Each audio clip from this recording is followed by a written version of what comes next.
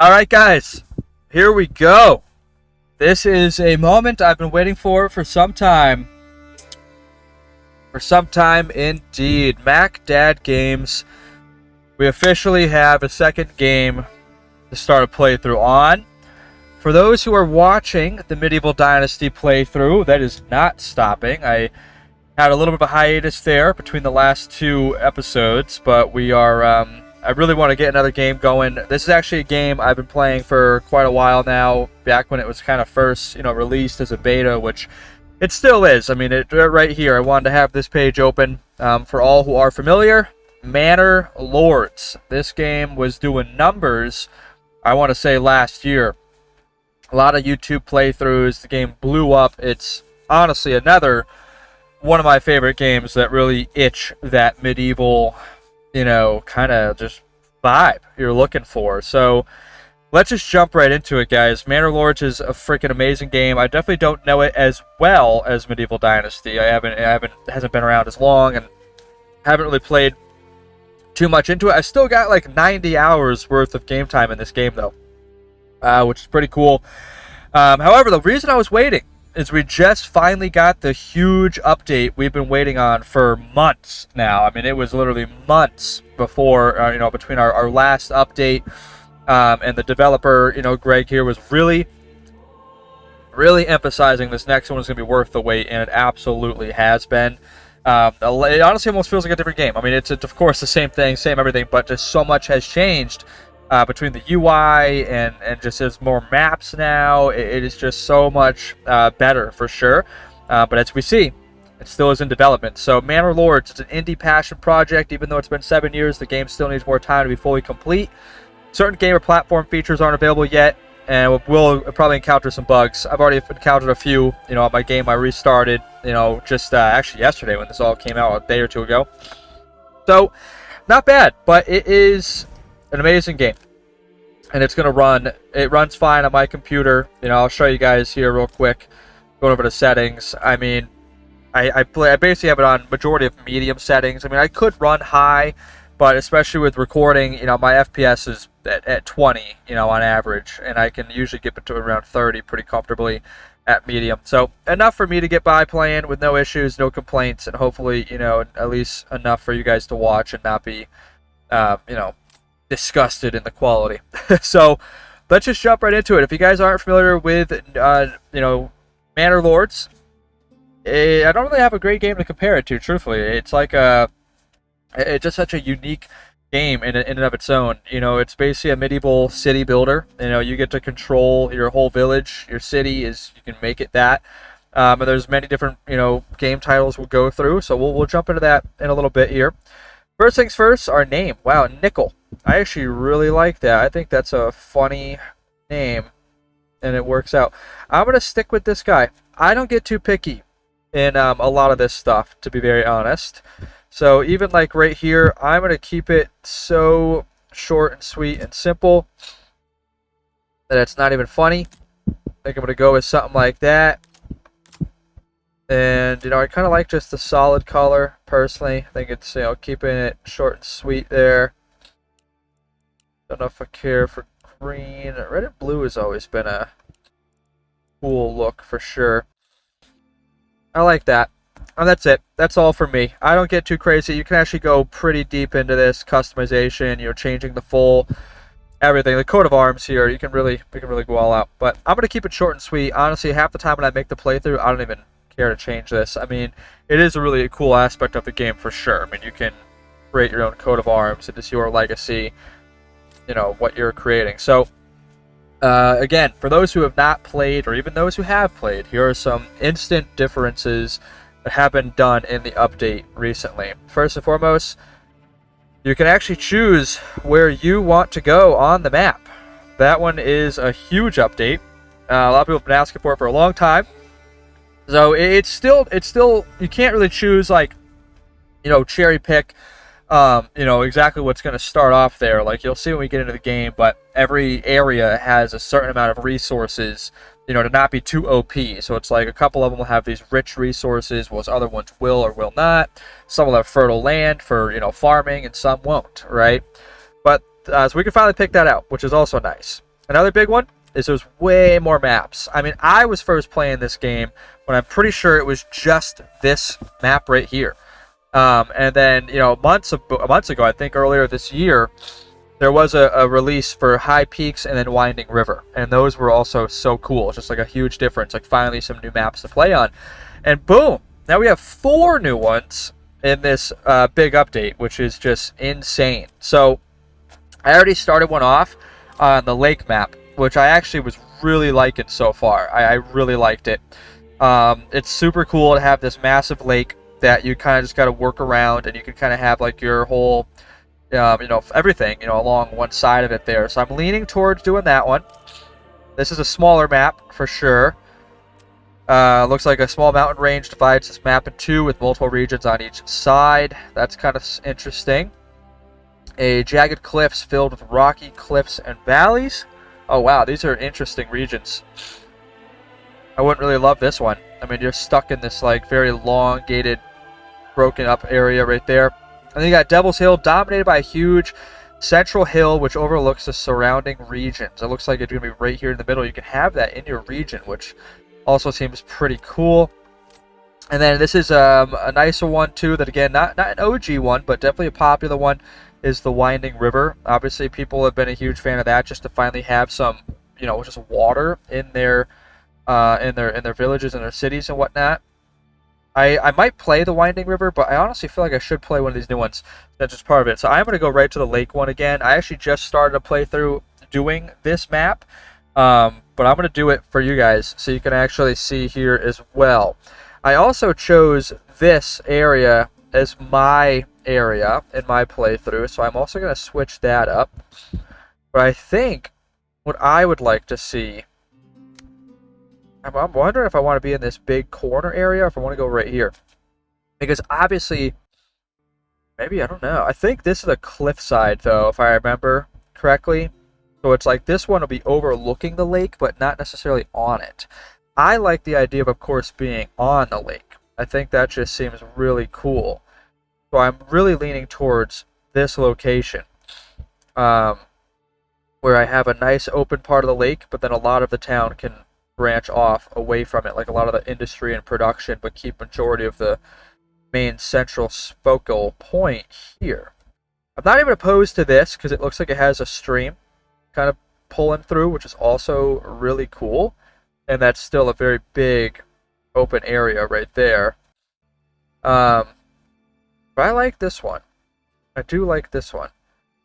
So yeah, I'm going to go here. I'm going to go right here. So now the next thing is the scenarios. This is kind of what I was getting at, the type of gameplays you have. For those who have played Age of Empires back in the day, I guess this is I guess that's probably the closest maybe comparison in medieval, city building technology. This one just is a lot more realistic, better graphics, and just some other details to it that are really cool. And one of my favorite ones is you can actually go into third person and walk around in your village.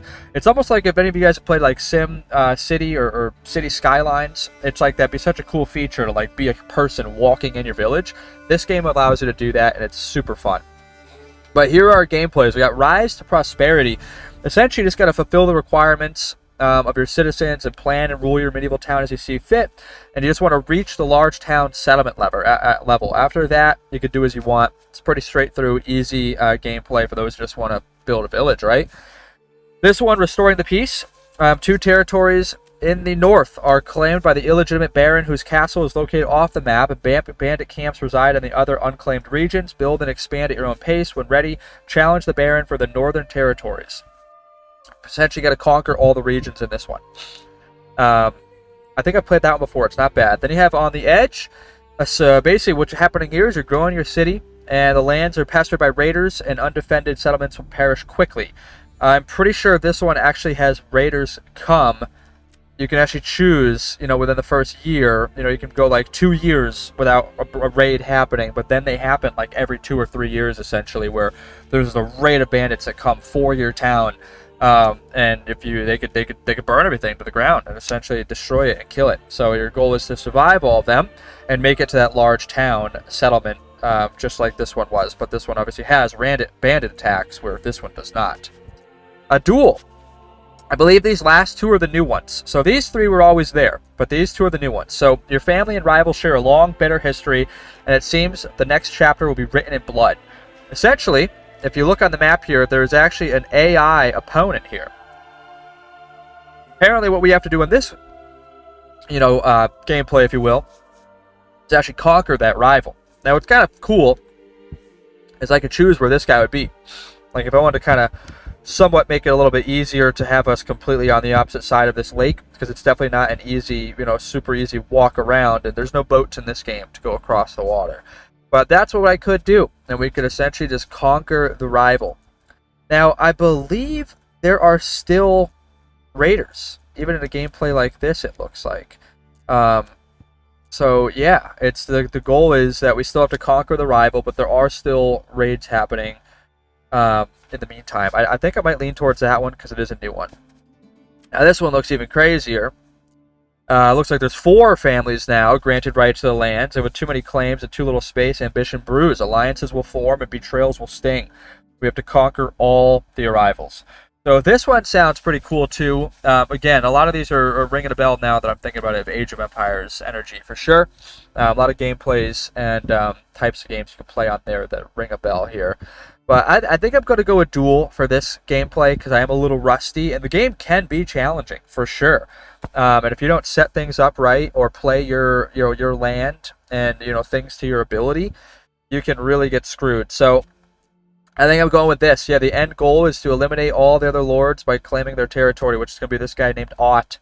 I'm just going to have the one guy, no one off, the land here, and the AI may press a claim towards the player's regions after they run out of neutral regions to claim. We'll have a raider, no more than a single raid every 2 years, and we'll wait. I like to go 3 years.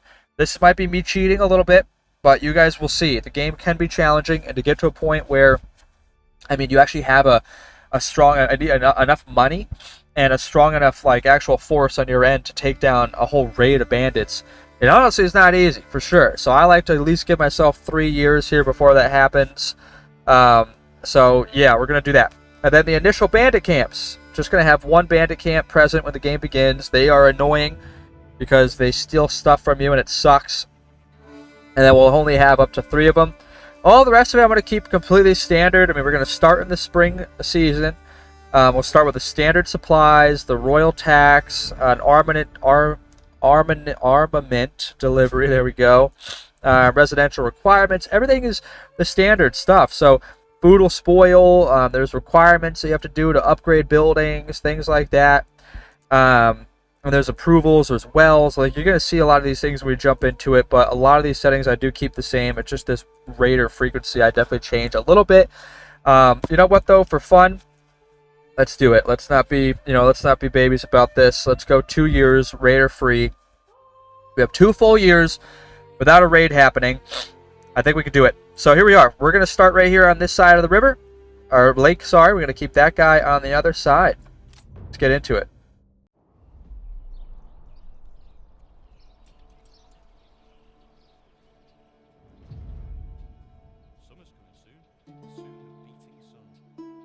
All right.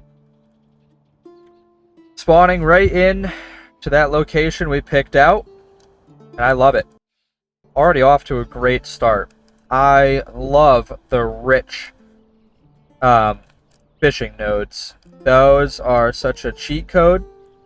Let's actually pause this so we're not wasting any time. Time does move very slowly, conveniently, so when you have it on play, it goes through each day, throughout the months, the year, everything. But let's just pause it real quick and let's get a lay of the land. Let's read our message. Alright. Dominance. Build up your town, your manor, and when ready, press claim towards regions owned by your opponents. Once a claim has been pressed, be ready for battle. Say no more. Alright, so families require supplies and living space. Supplies are, of course, food and fuel. Everything can be monitored. Up here, you got construction, food, and fuel. And right here, it actually tells you your remaining months of how much food you have. So right now, I have 3 months worth of food, and we're not consuming any fuel, even though I have some. It's not an issue, because we don't have any buildings or anything that use fuel and fire. And living space, we need to make sure we have burgages, so our families can actually move in and live. And we can, of course, grow our village and our city, eventually bringing more people in. And food will spoil if it's not stored in a granary. And of course, all our materials will do the same if they're not in a storehouse either. But first and foremost, let's zoom out and take a look at our land here. So, which definitely does suck, and what's good is we have a rich stone surface here, or sorry, a rich stone node, which can be worth a lot of money. So that's going to be our huge money maker right there. And of course the fish, the rich eel right there, is absolutely going to be a major food source for us. We do have some mushrooms off into the woods over here, just peeking over at the other areas, and we do have some clay and some iron. So sadly, we do not have a very big source of iron, 118, which is definitely not ideal.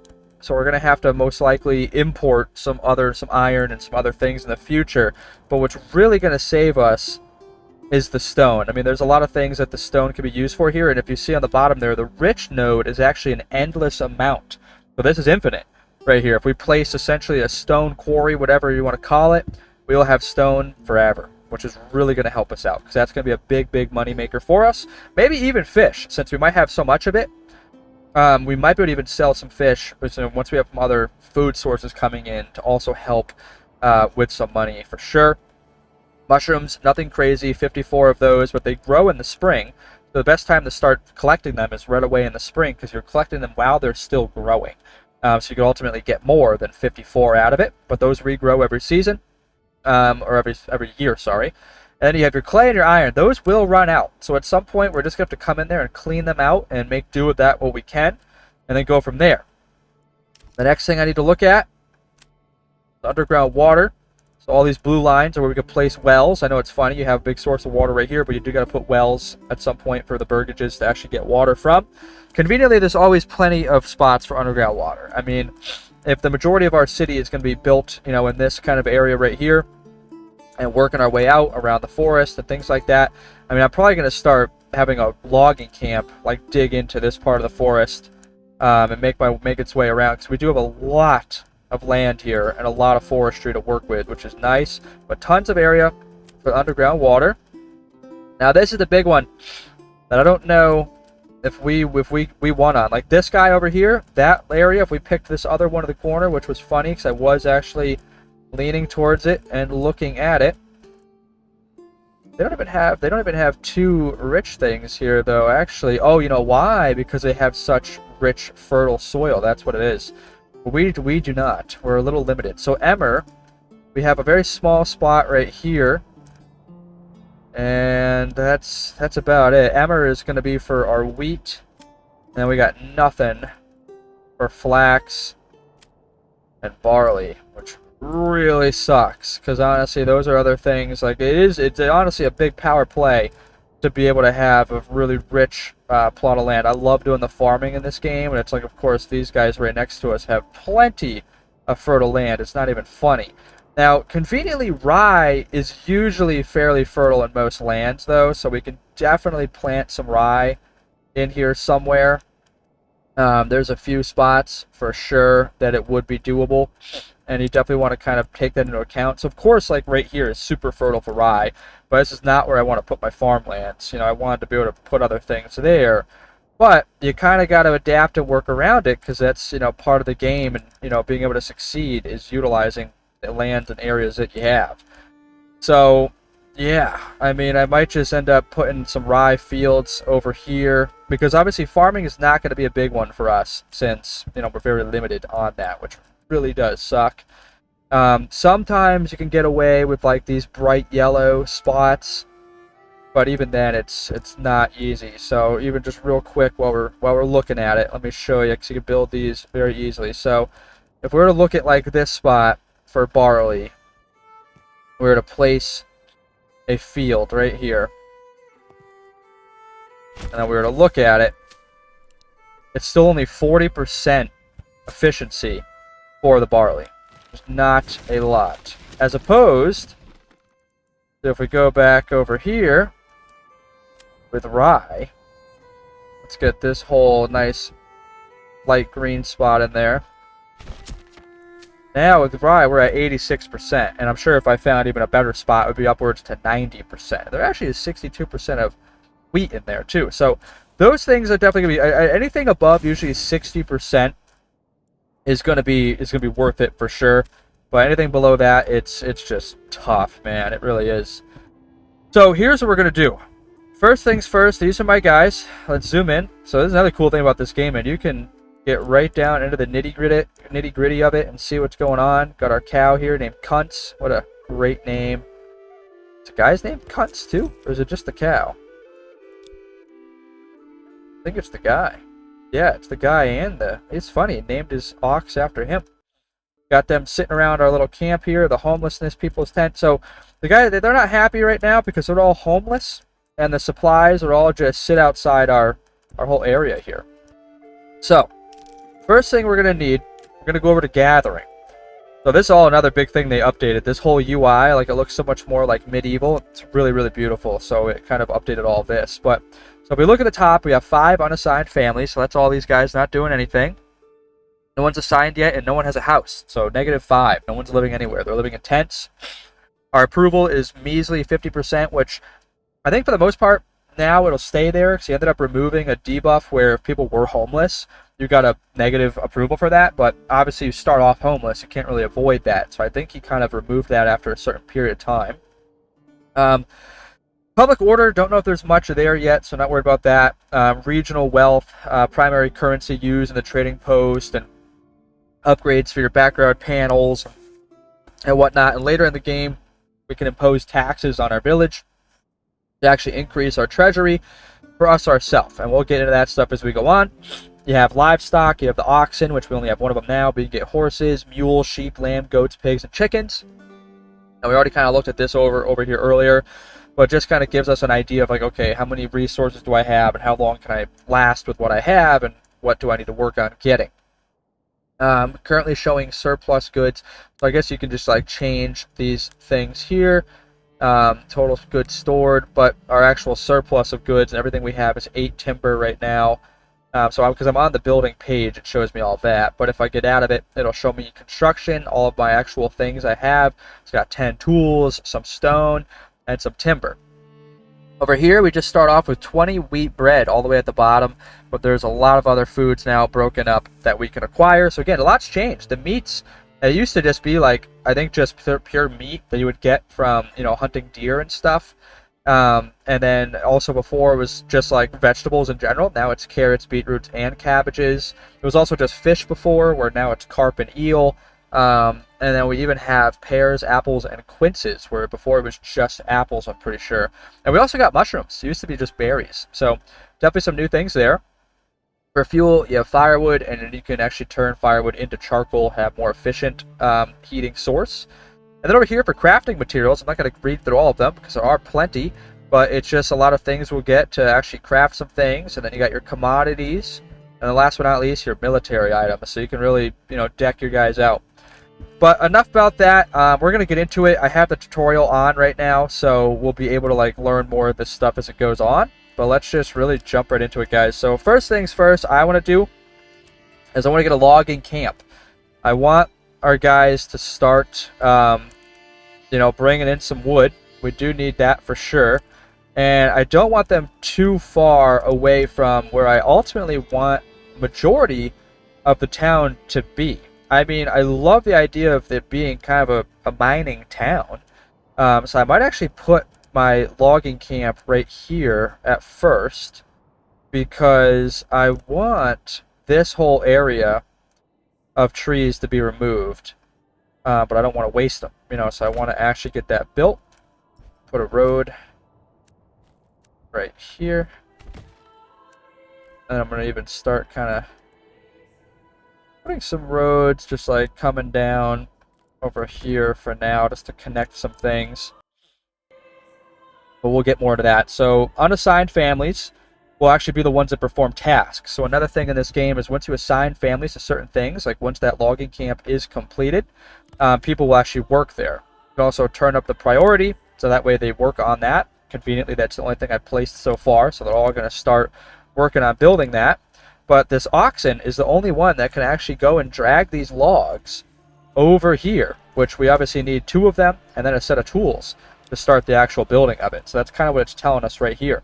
So that's all we got right now. This oxen is going to drag that log over there, but he's going to have to come back and do it again to bring the second one. So it is really fun, believe it or not, to actually watch them get into doing some building. Like, they're all heading over there. Like, that building's going to get built very quickly now.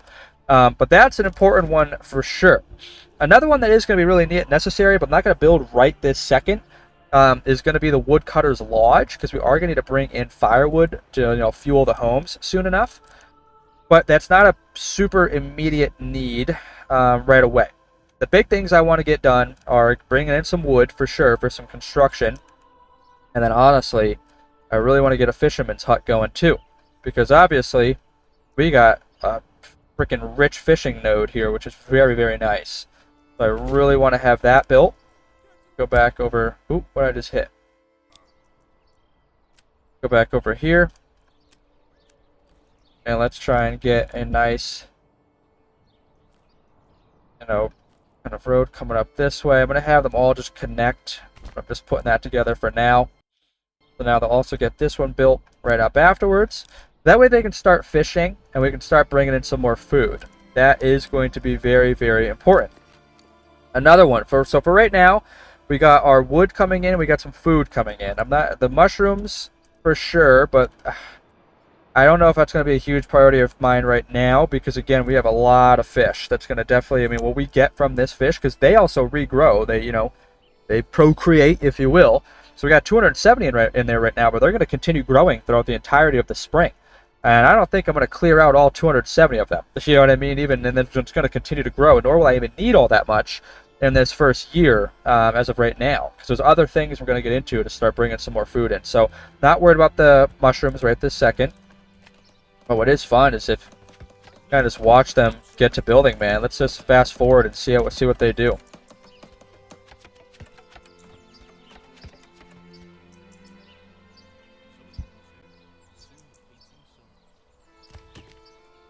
So they're waiting on that last piece of timber there. See how far away he is. Oh, he's not far.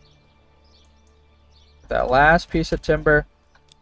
I bet you they're going to go start off with the fishing log now, or pick up with that. Alright, well, they have all the materials they need there, so one more family just has to run back over there to complete it. I think it's a little... I think the AI still needs some development, because it's like, we didn't need all 5 of them to run back over here. I would like to think that one of them would have knew that, like, the oxen wasn't very far, and could have just, waited right there for a second, because he walked all the way over here to essentially do nothing. Them all now to walk back over here. So, hey man, I don't make games. I'm sure this is all easier said than done for sure. But yeah, this was like just ready to be completed. They waited like 10 more minutes. But here we go.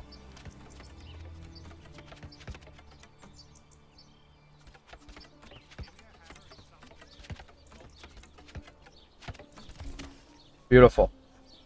All right, got the loggers camp. That's what we like to see. All right, I'm going to immediately get one guy in here. I'm also going to do this right here. So if you go to the advanced section, you can actually choose a limited work area. So one thing I like to do, let's see, make sure I'm playing. If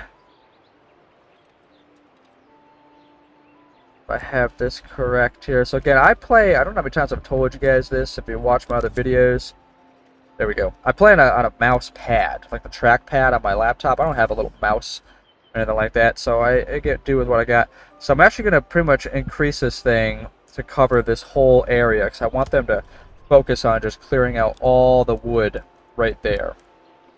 Now that this is already built up too, they did that one pretty fast. Get one family in there as well. Look at him, he's going right at it. Fishing. Did he already just grab a fish? That was pretty quick if he did. Wow, he's fast. Look at him go. Got his wife coming down to help out too. Look at that. That's cool. Look how beautiful it is, though. This game really is beautiful. It honestly, it's awesome. It really is. Like, if I lived back in the medieval era, this is how I'd want my place to be set up. So, another thing I have it on right now in the settings mode, you are actually able to have the dynamic day and night cycle on. I think it's kind of fun. We get to see, like, the sunset and everything, and it shows, like, a more of a, darker kind of vibe going on. If you guys don't care for that, by all means, we will, remove that. So keep me updated if you like it or not. All right, let me pause real quick again so I'm not wasting time. We're already almost to the end of our first month here, and I didn't even get them building a storehouse or a granary yet. So let's definitely do that.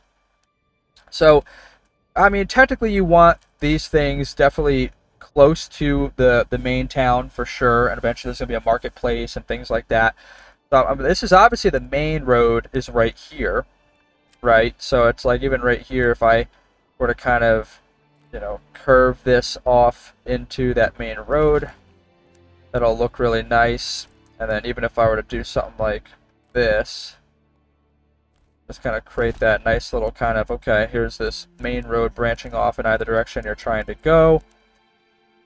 And we're going to be a mining town, so a lot of it is going to be built around this mine, which realistically I should honestly just get put in here. So the full-on quarry is what we're looking for. Stone gatherer camp is just for when there's stone on top, but because it's a rich surface node, there's endless underground deposits, and when you do the underground deposit, not only do you get that rubble stone, but you also get the rough stone, and the rough stone's worth a good penny. So I do want to get that built. However, one other thing I almost did forget about is the saw pit. So we definitely do need planks to go with, obviously, all the wood that we have. So I like, again, kind of keeping things in certain areas. It makes sense that the plank building place is going to be right next to where our wood camp is. So I'm going to have them actually build that. And I think I can I? Yeah, no, I can't even place it at all until I get the planks. So let's do that. But back to our logistics here. Where do I want to put the storehouse? I personally like the idea of having it right around like this centrally located spot, because this is where there's going to be a lot of production being done. From the wood camps right now to the saw pit to the quarry.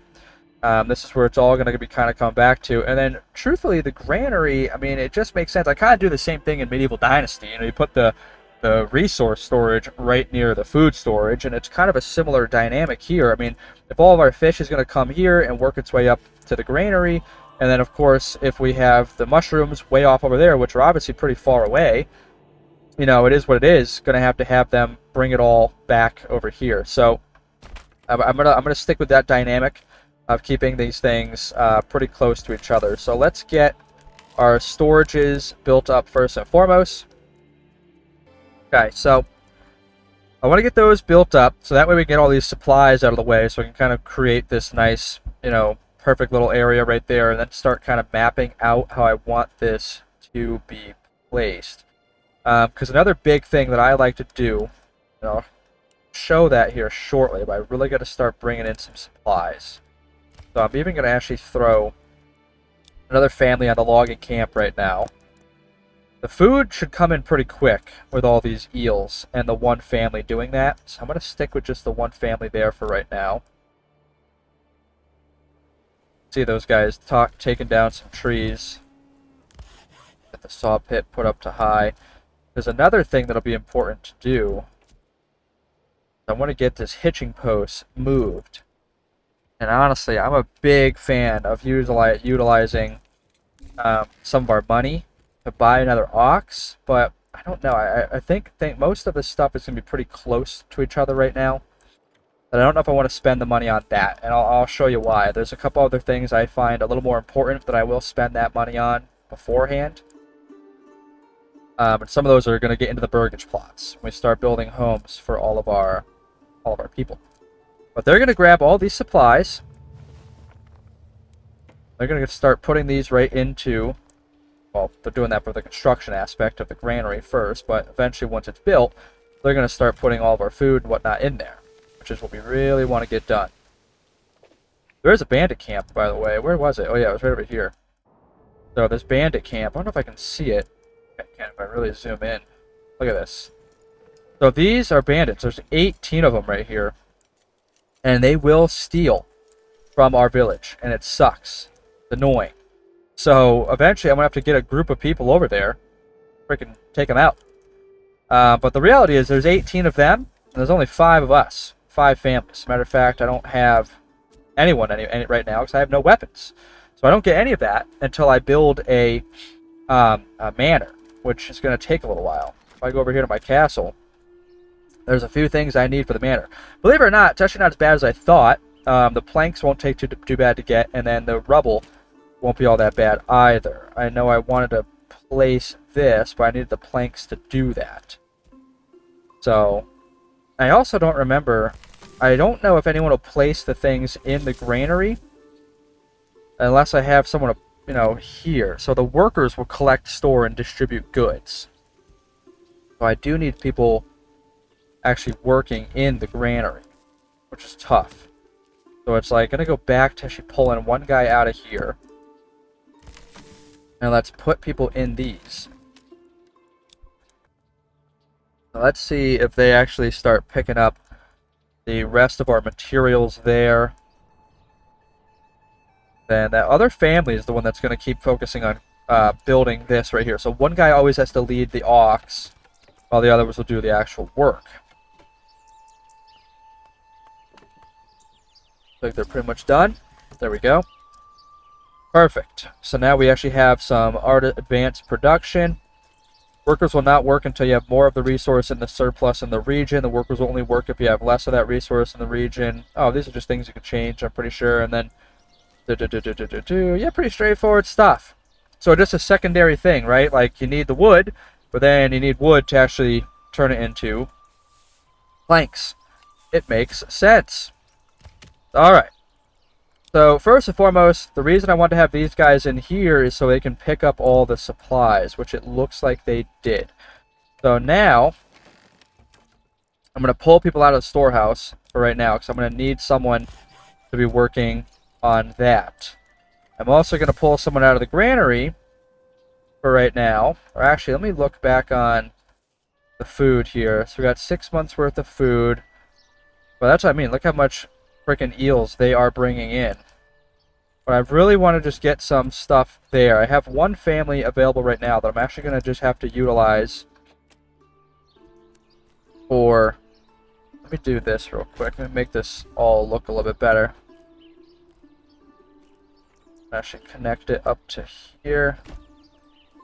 And then I was going to actually move this. It's definitely better to have a hitching post more kind of centrally located to a lot of the stuff that they'll be moving around. So I want to have that over there. And I do want to start building some houses. That was the next thing I was going to kind of get into. And since this is kind of going to be like our edge here, I have a, this is what I like to do. So I'm going to show you guys. This is the way I do it. I know there's like, especially back in the day, there was some videos on the most efficient way to do what I'm about to do. But just do it how you want to do it. This is the best way to kind of look at this here. You'll see exactly what I mean in a minute. But just connect all that together very nicely. But for my houses, for my people to live in, the burgage plots, it's really cool how you build these. This is honestly such a unique thing when this game came out that you don't see in any other game, is how you can control the way that they are actually built. It is super fun and a really interesting thing, but there's a couple things you want to account for. So first and foremost, I'm not going to be able to build that many of them. I really only need 5. But I want these 5. Let me kind of show you. If I were to go all the way to this wood line and back. Oh, it's actually going outside of the land there. That's what's happening. So place that. So right now there's 16 of them. Well, let's minimize, minimize, minimize, minimize, minimize, minimize. So this is a, what I'm looking at right here, and this is probably overkill, so I might change it a little bit.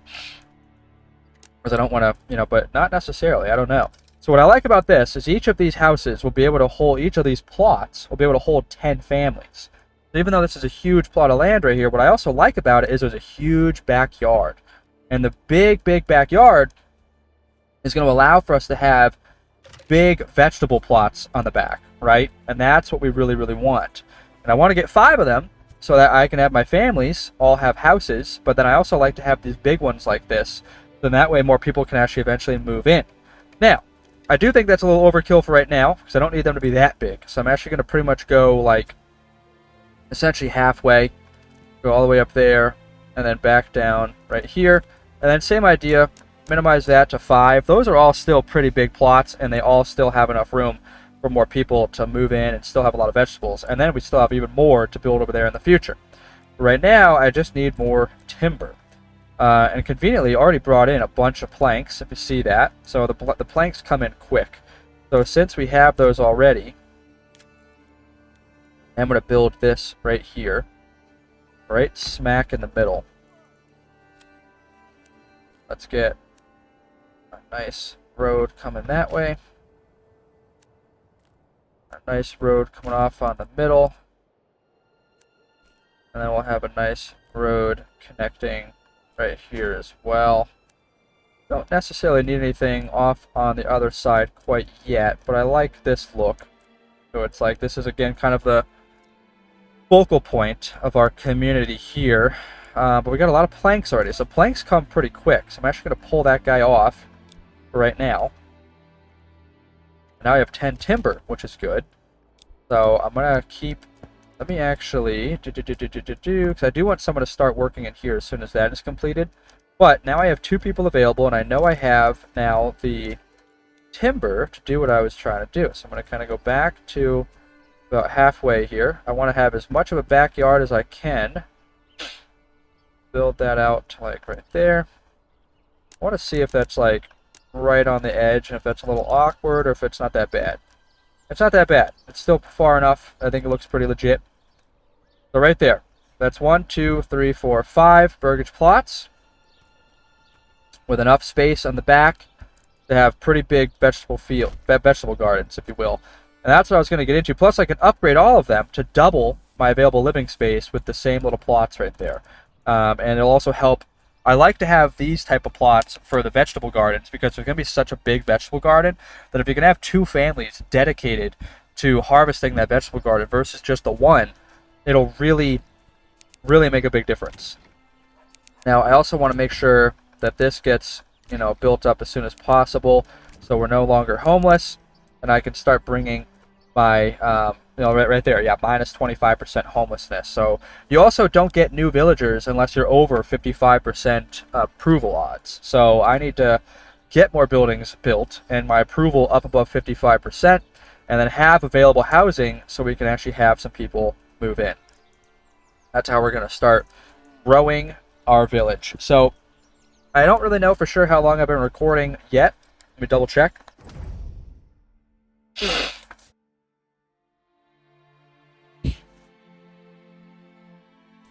Looks like I'm going on about 45 minutes here, so I'm going to keep pushing a little bit. I'd like to at least accomplish a few things here before I end this episode.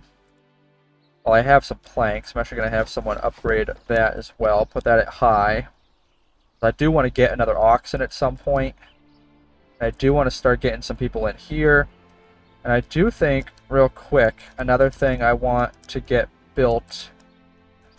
it's not a huge priority, but it is something that I can see we'll have built up with everything else going on, is going to be a trading post. I want to have that kind of like right off this main other section and on the King's Road. I think that'll look really nice being in this location. It's also not too far from where everything is going to be, so I am going to be selling some stone for sure. And there's going to be a lot of other types of things going on in this area for sure here. But once I get a lot of this cleaned out, I'm going to have more housing going along this way. I love the idea. Look at it. Look at how many eel are in here, man. This is awesome. So bringing in tons of eel. We already have almost a year's worth of food supply, which is really, really nice. Did I get it built already? Oh yeah, they already built one. That's cool. The homeless people will move into the burgage plots immediately. There's residential requirements to upgrade them. And there's available living space, and then a marketplace is necessary to provide for the burgage plots. So, looks like we already have one. Now right there is what I'm talking about. That's the expansion. So you could double the living space of the burgage plot to allow another family to move in. And I also really want this right here, the vegetable garden in the background. That is huge. So I'm going to unlock that, and they're going to upgrade it. So if you look at it, it looks a little funky because it definitely should have loaded some more all around right here, because now this whole section just seems like wasted space. But essentially what they do is they go all the way down. So this is what people kind of say is the efficiency of these like really long ones doesn't always make the most sense, because the villagers have to walk all the way down there, harvest the plants, and walk all the way back, and so on and so forth. I get that, but trust me, this works. I mean, yeah, could there be more efficient ways? Sure. But I think this just looks nice. It also lines everything up really well, and being able to allow us to have even more pushed across. So it's like, realistically, I could build a whole another 4 plots right here. And now we have 9 plots, and then, you know, you times that by 2, we're sitting at 18 families all in this one strip, and we can have so many vegetables coming through once, you know, they're getting, you know, harvested, the whole 9 yards. So this works for me, and I think it makes sense. I mean, back in the day, I feel like this is what people had when they had huge plots of land. They had nice big long gardens like this, and nothing doesn't seem too wrong for me. So play as how you want, but there are some other efficient ways, I'm sure, and I've tried them, and for me it just breaks immersion. It's like, I don't think, you know, they were looking that too efficient back in the day. I mean, heck, you got a big plot of land, make use of it. What else do our guys have to do back in these days than walk up and down their backyard to harvest plants, right? So that's just my little rant there, but that's what I'm getting at. So once we have 2 families, though, living in this one area, that's what their job is. Their job is essentially, or at least having one person in each of the family every day, is to come here and harvest and plant and take care of their backyard vegetable garden. And as you see here, we're going to get carrots, cabbages, and berries, or beetroots, sorry, very soon. So I'm going to do the same thing now to this one. So vegetable garden. So, oh, see, we already just got our food stolen by the freaking bandits. God, I hate those freaking bandits. They're such piece of craps. So this is where the money comes in. We don't have a lot of money right now, which is why I really, really want that trading post, and I really want someone to start collecting some rocks so we have things to sell pretty early on. So yeah, we need to bring in some money, and it's going to be a little while till we do. So trading is a big aspect of this game here. But while I'm on it, I'm going to get at least one of this guy set up. So carrots are a medium yield of carrots and take roughly 14 weeks to grow. Cabbages, 18 weeks to grow, but a higher yield. And then beetroots is the lowest yield, but also is the quickest to grow. So you got between 10 and 18 weeks. The 14 is right smack in the middle. And it's also like kind of, you know, obviously the pricing between the two, but here's the reality. I can't even afford to do 2 beetroots right now. I can only afford to do the 1 carrots, so I might as well get the most out of it. So let's pay for that. So now these guys will start planting carrots. I'm also going to actually upgrade the size of that one real quick as well. And since I have the log or the timber, well, actually, let me hold off on that for now, because I'm going to let them build these ones. But that way I'm already going to have an extra family, or an extra opening for another family when they are ready to move in. Let's turn that up to the highest so I can get some people, get that finished.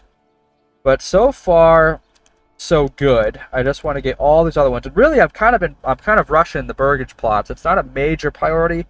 I mean, when it becomes a priority is when winter starts hitting, because if they don't have, you know, obviously a place, you know, to live by winter, they're not happy.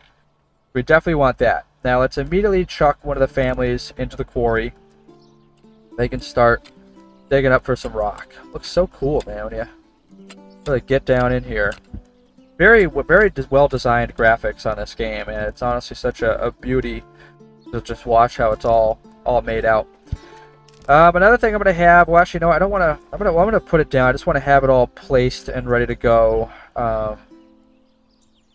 It is going to be the woodcutter's lodge. Might as well throw that down right there. I'm going to keep that as a medium priority, though. Pretty sure these are all very high, so that way they'll get those all built up. Well, look at them. See, they're planting those carrots, I believe. So you got 2 people doing that here. And don't get me wrong, yeah, it takes a while, but this is going to be a payoff for sure, and we will get a lot of that. So right off the jump, we got a bunch of eel. All of our bread is gone, sadly, because those freaking jerk off freaking bandits. But we have plenty of eel, which is all we're eating right now. So I hope everyone likes that. Because we had 9 bread before the freaking bandits stole it. Which I also have a little bit of a gripe with that too in this game. It's like, how did the bandits come in here and sneak the bread of our granary without anyone seeing? Like, I just think that's a little crazy. I get it. It drives a really, like, you know, difficult task to get around, and obviously motivates you to, oh, I didn't even have this on full brightness. Shame on me. it definitely drives you to have a goal here. Like, right, like I want to get some people and trek all the way over here to take out these bandits. And when that time comes, you have two choices. You can either send the resources to your actual regional wealth and get your bread back, or I can get that money and put it right to my treasury, but I don't get the bread back. Now, I'm actually just real quick checking out this area. This was a kind of a cool part of the map, you know, having like a little stream running through. I kind of like that. Because, yeah, this wouldn't have been an awful part of a map to have, for sure. And it's like they had a whole rich eel node as well. And then, as you saw, they have a lot of fertile land. So farming would have been a huge one here to actually probably make some money. But then it's like, then you don't have very much stone and iron and still that clay. And then over here, like, just to show you guys while I'm on it, you got the, wild animals. That one's kind of cool. I think that one got nerfed, though. I think the wild rich node used to be 40, and now it's down to 30, which is a little tough. Rich mushroom node, not bad. But yeah, the wild animals brings you meat and whatnot. So, like, I've always been more of a fan of the fishing situation, for sure. But salt, that would have been good money. And there's little ponds right there for fish. I don't see any berries. I wonder if it depends on the map, because you used to always have berries, but this map seems to just have mushrooms and no berries. Very interesting.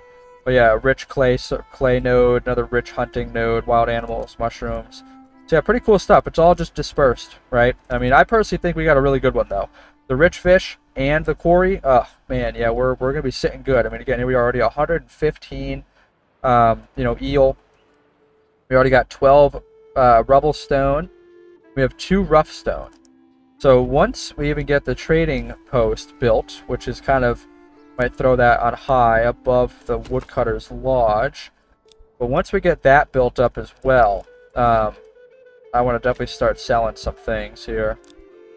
Right, let's get all these built up. I want to get these all set up to have vegetable gardens. Well, I guess it's not a huge concern right now, because I want to get them all built so people can be living in them.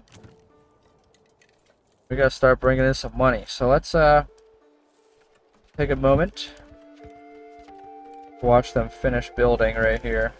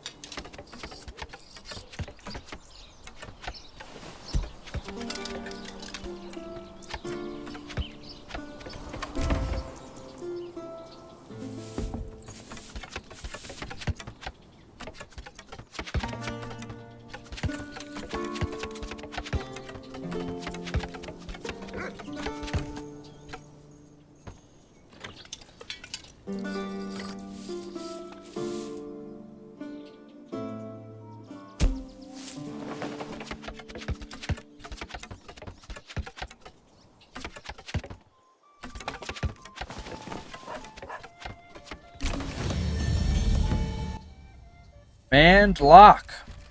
There it is. That's cool. That's actually, I forgot we got that before we got the manor built. So the armament delivery. A strong militia is paramount to the survival of any settlement.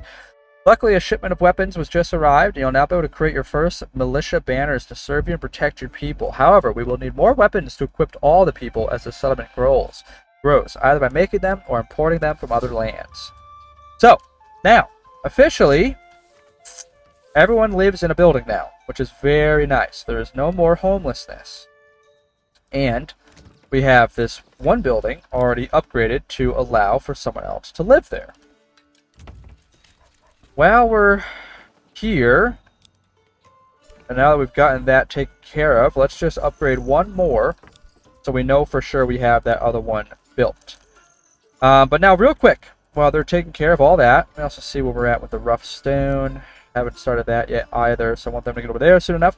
But while we're waiting, actually, let me see two things I want to look at. So this is what they were talking about. So we only have 10 villagers. So if I go right here and create a militia, the male villagers will be evenly distributed between all militia units. They'll try and find the required armaments. The weapon and shield depends on the unit type, while the maximum quality of body armor and helmet depends on the villager's residential level. After bringing all the necessary equipment home, the unit recruits are marked as ready to rally. Only then will you be able to rally your units. So, my units, I have 10 of them, and I need to wait till I have more people, because again, if you look back on the bandit camp, there were 18 of them. And it is a risk, even when I have 20 people with spears and shields, to go take on 18 bandits. I do not want them to die. So the other thing I really like about the manor, and getting that built, which actually I should prioritize here, considering we were able to do it. This is going to be huge. Now, what makes a lot of sense in my mind, and I want to utilize a lot of this area, of course, you know, for most of my village. And I want, you know, I like the ocean views, the lake views, whatever you want to call it. I'm not opposed. I want to get all of this cleared out too. I mean, eventually I can obviously move the manor, you know, once I'm ready to build other things. God, they stole freaking stone. That's the stuff I was going to sell. God, I hate these freaking bandits, man. Alright, yeah, I got to build a manor here. I definitely want it over here. I mean, again, thinking realistically back in the old days, I mean, having your manor against this lake. I mean, no one's traveling across the lake, right? So it's like, this where I actually have the majority of my village kind of be hanging out is what's going to make the most sense for my manor, for sure. So I don't know, I think I might have like part of the manor be like, you know, right here. I think just like right smack in the middle. I don't hate that idea. I don't know if that's like the smartest, but I do not hate it. So I'm going to plop it down right here. And then this is the other stuff we can do. Now the garrison tower, I don't have enough to build that out yet. My castle level is just, you know, minuscule right now. We can edit the layout of it. I think you can update it to be a stone one as well too. I don't remember exactly how to do that because you weren't able to do it before. But we can build walls and gates around it. There's an outer tower which we could put garrisoned units in to do some shooting and sniping. The tax office is just for cosmetic. The garrison tower, however, though, will increase our maximum retinue size by 12. And I think it starts off as 12. So it allows us to actually have 24 well-geared out military people, which is a really good thing to have. I sadly cannot build that yet, so I'm just going to have the main thing built up. But I do want to build up right here my road that's going to come into it, and eventually we will also have, you know, gates around it. And I'll definitely deck it out a little bit. But I think this is actually not a bad area, because it still allows me to have another road possibly going down the middle here to connect some other things and other construction building things, and eventually have another road going out this way to have more housing and burgage plots and you name it. So I do want to get that built, because I think once we start bringing in some more villagers and once I have some more retinue, you know, some actual people, you know, that are geared up, ready to go, sending 20 villagers and then 5 of my retinue, 25, and 5 of them, you know, 25% of them being freaking decked out, we're going to kick those freaking bandits' asses. But what really sucks is they're going to keep stealing from us this entire freaking time. So we just gotta get by it, man. We just gotta get by it. So, but now the lingering homelessness should go away here soon. Another very easy thing to build up, you know, some happiness, which it's gonna be tough to do right this second. So I really just need to bring in some more people. I just got to get us, you know, no longer freaking, you know, unhappy, you name it. But I can definitely build a marketplace here soon, and that'll be really good to have. So let's see where we're at. We got plenty of food. Got 3 months of fuel, which is, again, we're fine. We're like coming in on the end of the summer here, going into the autumn. or the fall, so we have a few more months for sure to build up some things before we need to have some firewood. But the last thing here before I end this video, because I do want to, although some things do need to actually be fueled, so let's prioritize that. Actually, now that I'm watching this, I forgot we do have houses now that even not in the wintertime do need fuel. They're going to be pissed if they don't have that. So let's definitely get that built up so we can up our firewood again here real quick. Make sure they're still bringing in tons of timber. I still got someone in there, which is nice. I have someone in the granary, but not the storehouse. Let's get someone in the storehouse doing that. Switch it up a little bit. So I want to get that built, but alright, we'll keep getting distracted. The one other thing I want to check on real quick is right here. So this is one thing that was also heavily updated and completely changed, and for the better.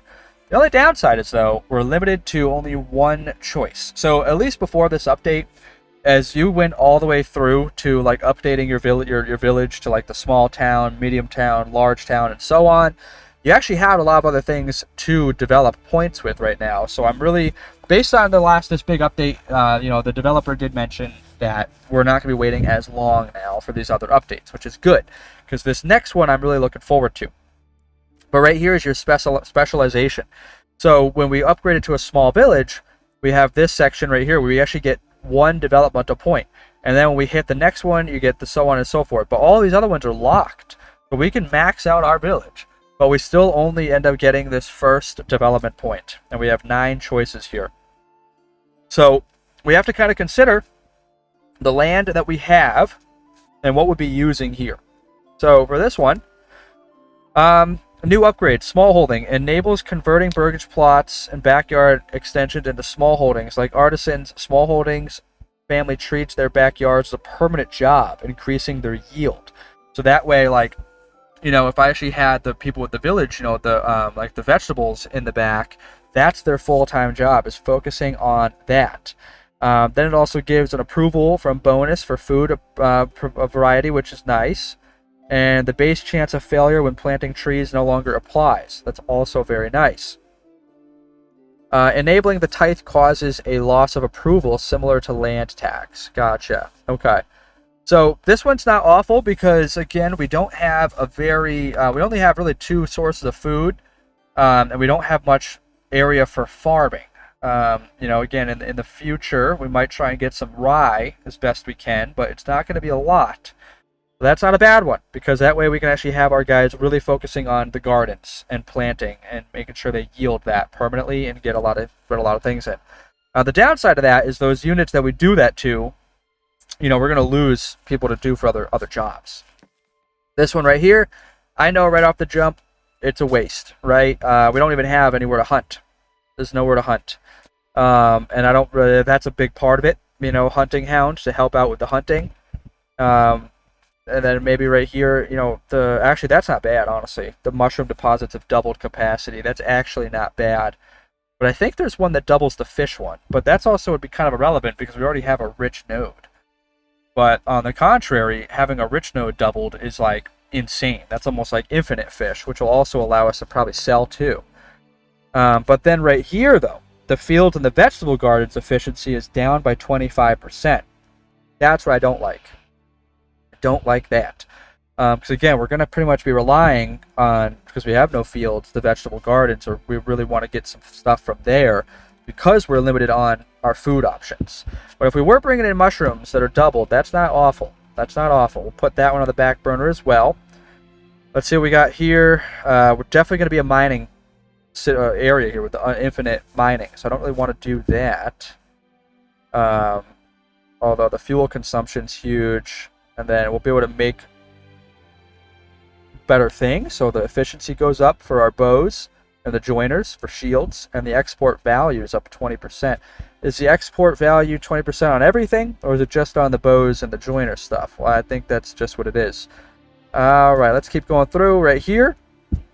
All occupied burgage plots produce +1 regional wealth per month. That one's kind of nice, because when we get them all to level 2, they give you 1 per month either way.